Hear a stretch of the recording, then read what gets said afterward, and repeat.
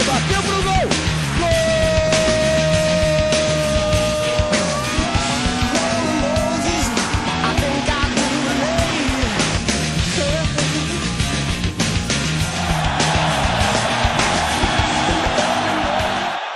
Olá pessoal, tudo bem? Começando mais um TV UERJ Esporte com nossos queridos Leandro Soares e Ulisses Valentim, tudo bem? Tudo ótimo.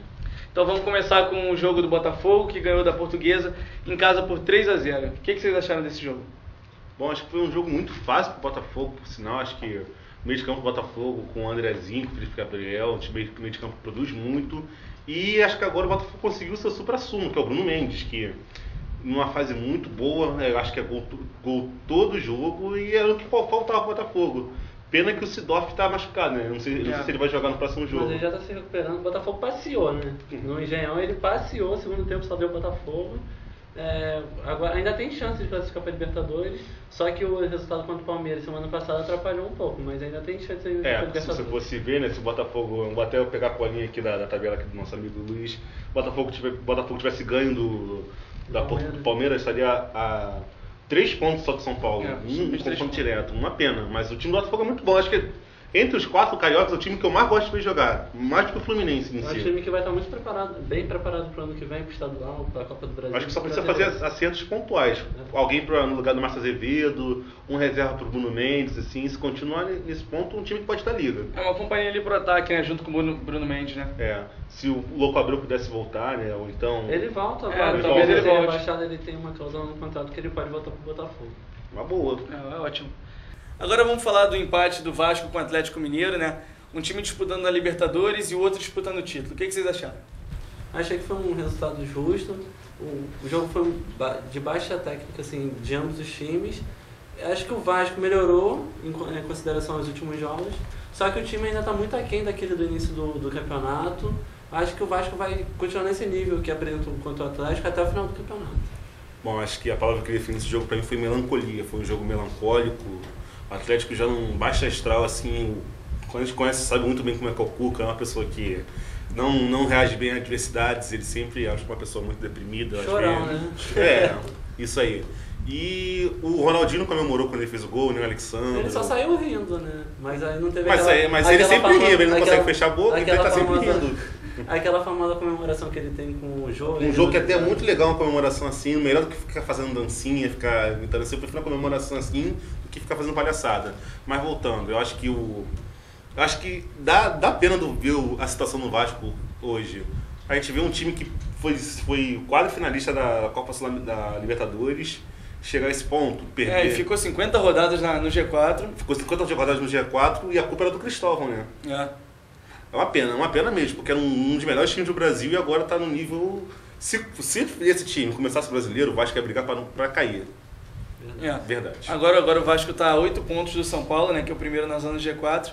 Não Libertadores Agora é tentar ano que difícil. vem. Esse ano ficou bem complicado pro Vasco, não nessa partida, mas lá de trás, quando teve essa série de 6 derrotas consecutivas, aí acabou o sonho do Vasco. Acho que o que pode salvar o Vasco ano que vem é a volta do Ricardo Gomes, que é um cara mais disciplinador. O elenco do Vasco é um elenco de egos.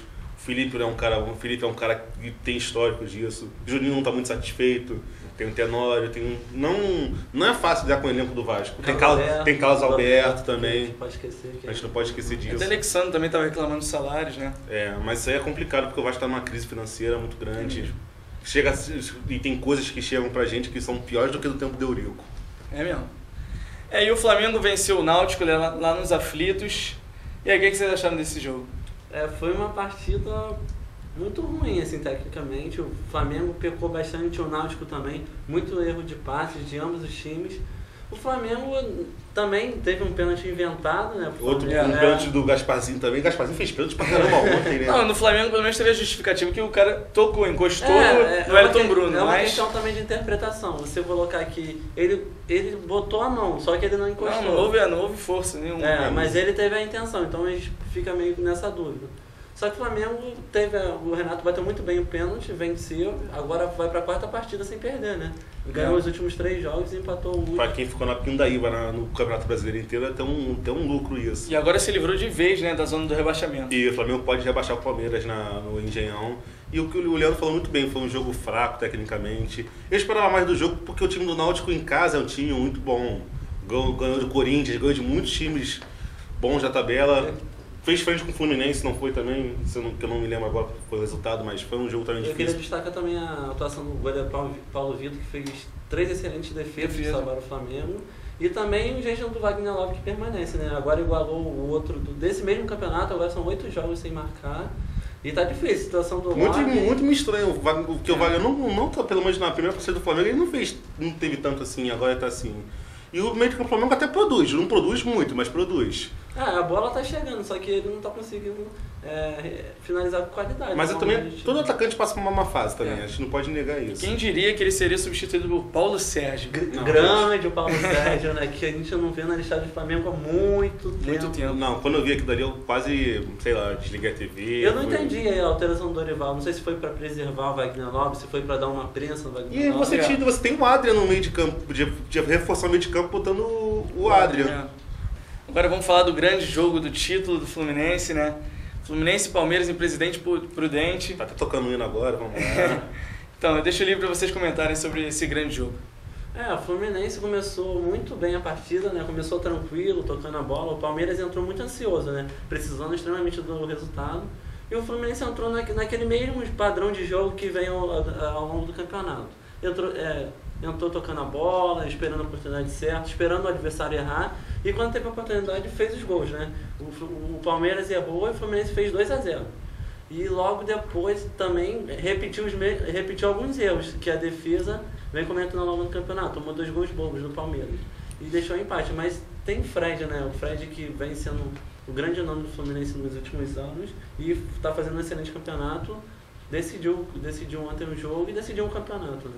Acho que eu vou usar até um trecho do hino do Fluminense que é muito válido para esse campeonato, que é a vacina pela sua disciplina. O time do Fluminense foi um time muito disciplinado ao longo do Campeonato Brasileiro. Eficiente. Vou fazer um paralelo.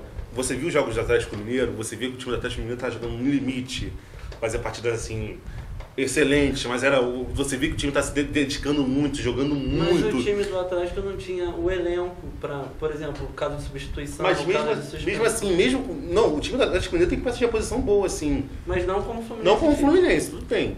Mas você viu que o Fluminense ganhou muitas partidas sem esforço. Ia lá, fazia um gol e pronto. Assim. A eficiência que eu tanto falei no programa do Gol Rádio Clube, que o Fluminense tinha. Vou ensinar um ótimo programa, né? Gol Rádio Clube, vocês puderem ouçam também, que é um excelente programa. Ao longo do campeonato eu falei do Fluminense, que o Fluminense estava tendo as oportunidades no próprio Fla-Flu. Teve uma oportunidade, fez o gol contra o Botafogo. Ao longo do campeonato. Me lembrou muito o São Paulo tricampeão brasileiro. Que teve as oportunidades e foi conseguindo. Eu até abrindo aqui uma aspas para até um texto que eu escrevi, que o Fluminense. Ao Jabai. O Fluminense aprendeu a jogar o Campeonato Brasileiro de pontos corridos, né?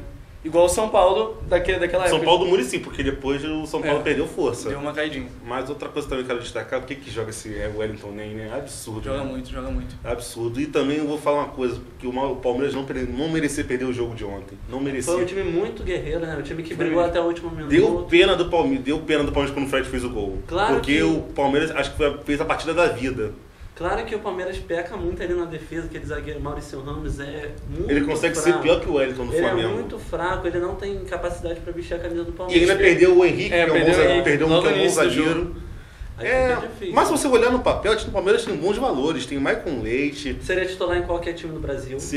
O Obina, mas ele mete gol. Também seria titular, ou estaria no elenco de qualquer time do Brasil. O jovem Patrick Vieira, que fez até o gol. Fez um gol e joga bem. Marcos Assunção também. Tá velho, mas ele bota a bola na área e faz o gol. E o Marcos? O Marcos é absurdo que ele joga, é sensacional. É seleção argentina, né? Um atacante que não fica só parado, tem habilidade técnica para fazer gols bonitos e tal. Então é um excelente jogador que acho que vai ser disputado agora na próxima janela aqui no Brasil. Eu acho que porque uma das coisas que o Palmeiras merece esse abaixamento é pela torcida do Palmeiras. Que já não é a primeira vez que ele ameaça um jogador, já batendo no João Vitor, já batendo no Wagner Love, agora querem ameaçar o Marcos. Enquanto o Palmeiras não vai tiver esse momento, vai sofrer, porque Vamos parar pra pensar, a gente tá gravando aqui, estamos gravando aqui, aí entra alguém que quer dar porrada na gente. Isso é inadmissível, isso é inadmissível. A pessoa coloca a paixão além da razão. E a torcida do Palmeiras está fazendo isso direto. E sempre vai no craque, né? E sempre vai no craque. Em vez de ir no Pereba, ele vai no craque. Mas aí acaba quem sendo prejudicado a própria instituição, né? Porque acaba perdendo um jogador de qualidade. Como perdeu o Love pro Flamengo e agora vai perder o Vasco pro futebol brasileiro. Ou o próprio Fluminense, o próprio Botafogo também já demonstrou interessado. E também numa transferência. Aí fala assim, não, você tem uma proposta do Palmeiras e uma do Cruzeiro. E eu não vou pro Palmeiras não, porque o Palmeiras pode dar porrada em mim, né? Alguma coisa assim. Outros jogadores, né? Outros jogadores podem pensar nisso. Então, pô, não vou porque também não tá pagando salário. É uma confusão ter turma do amendoim. É complicado você falar isso. Agora vamos voltar falando do campeão, que foi absurdo essa campanha do Fluminense. Agora a gente tem que... Uma coisa que eu quero que o Fluminense faça é fazer essa coisa na competições internacionais. Já bateu na trave na Libertadores. Ano passado foi esse ano, desculpa. Na Sul-Americana também. Na Sul-Americana também. Esse ano perdeu de forma trágica. Foi quase uma tragédia grega perder para o Boca Juniors no último minuto. Acho que está faltando o Fluminense agora aprender a jogar Libertadores. Mas eu acho que o Fluminense já sabe, né? Tá faltando um pouquinho de sorte, mas acho que o Fluminense já vem aprendendo a disputar competições internacionais. Esse ano a patrocinadora do Fluminense vai montar um super time. E eu acho que vai ser difícil de bater o Fluminense na Libertadores.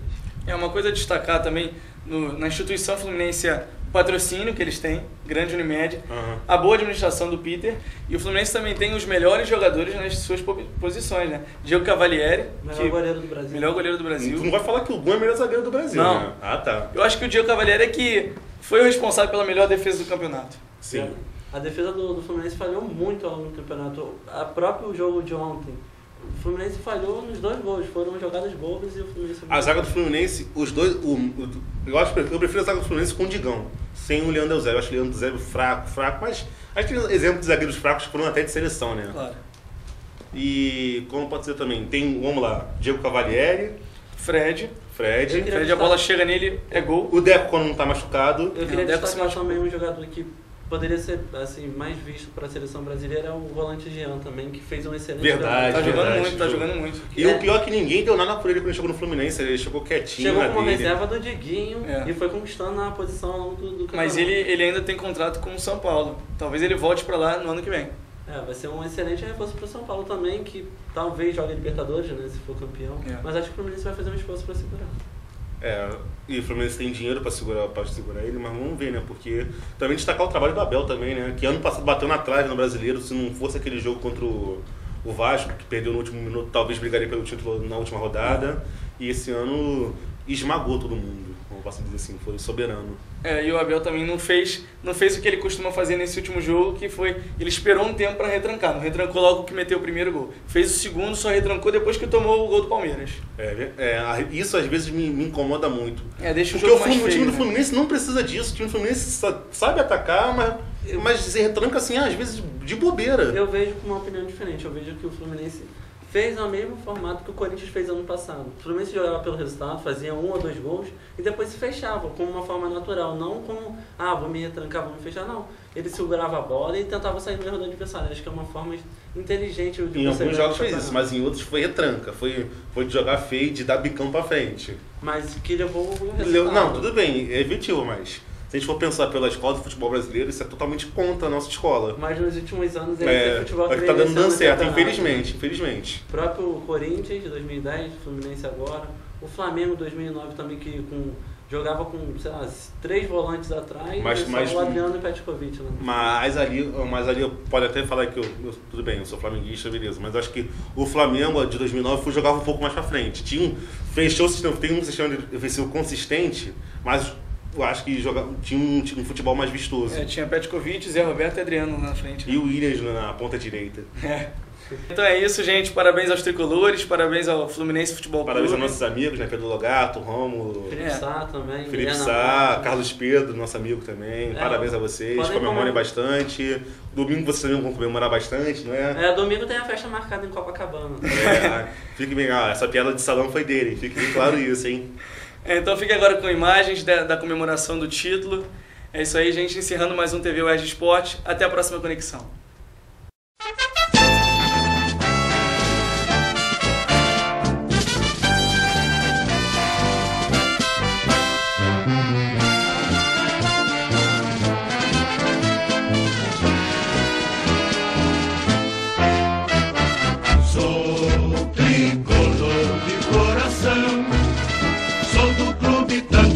instante.